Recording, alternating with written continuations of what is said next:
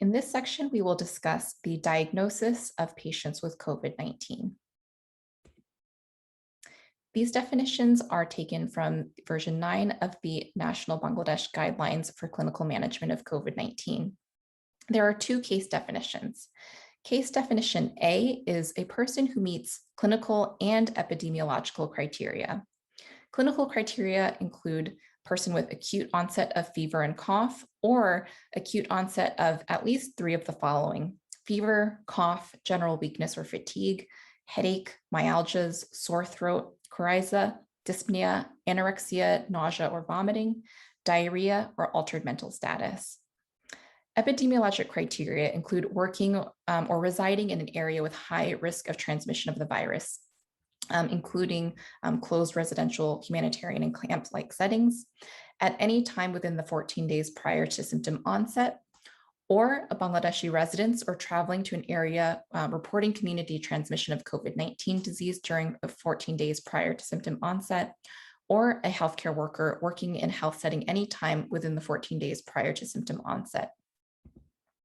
Case definition B uses the SARI, or severe acute respiratory illness definition.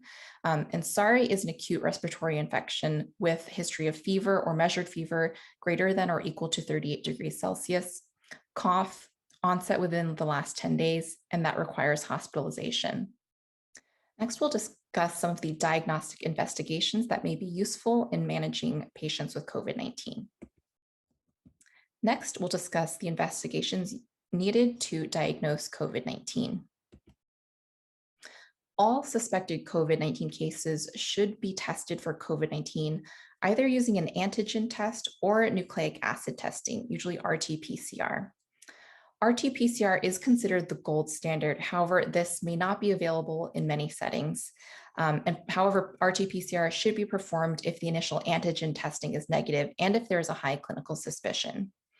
Antibody tests are not recommended for the diagnosis of any active infection.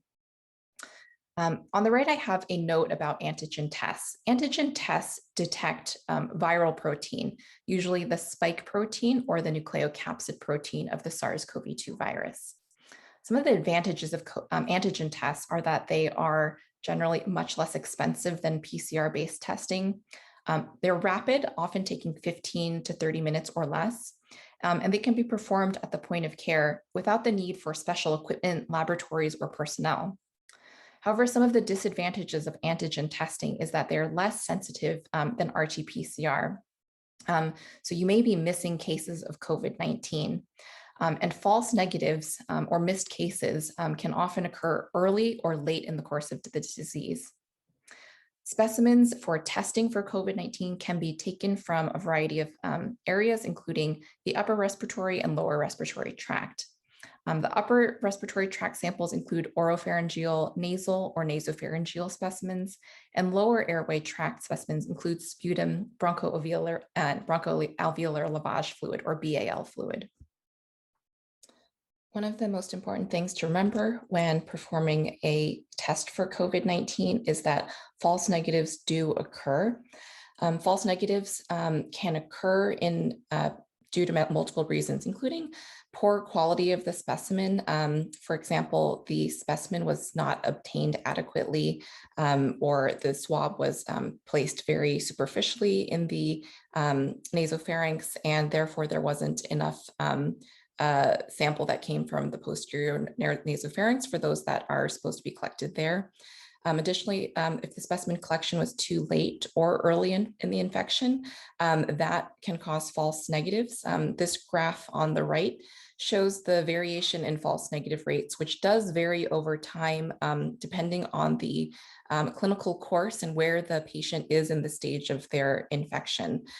So after being exposed in the days prior to symptom onset, patients can often have false negatives, but even after the first several days of having symptoms, there is still a substantial amount of false negatives, approximately 38% on day 5, which is the first day, and that goes down, but even on day 8 or several days into the illness, there can still be about 20% false negative rate, although that does vary based on a number of factors. Also improper handling of the samples once they've been collected, or problems with the shipping, especially if they need to be shipped to a laboratory, can also lead to false negatives. And then there are some reasons such as virus mutations, or problems with PCR inhibition that can also cause false negatives. So if you do have a patient that you have a high clinical suspicion that could have COVID, one or even more negative tests does not definitively rule out COVID-19, and the person should continue on isolation or should be admitted to a potential COVID-19 ward, and they should be retested again on subsequent days if the suspicion remains high that they could have COVID-19. Here we will review the proper technique for obtaining a nasopharyngeal sample, which in many places is the most common type of sample that will be obtained in testing for COVID-19. Make sure when you are obtaining these samples, you at minimum use droplet and contact precautions. Some places may also want to use a respirator as well if this is available. Use a sterile Dacron or rayon swab with a flexible plastic shaft to obtain the sample. And the technique is to insert the swab directly parallel to the palate and reaching back far into the nasopharynx. You want to leave the swab in place for several seconds, rotating slowly in the posterior nasopharynx for a count of several seconds, and then slowly removing the swab while continuing to rotate.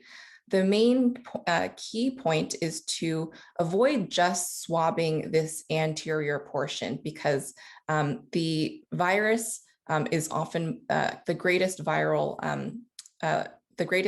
particles are in this posterior section, and they may not be there may not be a lot in this anterior section if you're using a test that relies on a nasopharyngeal sample, not a nasal sample. Next, we will show a video of the proper collection technique for nasopharyngeal swab samples.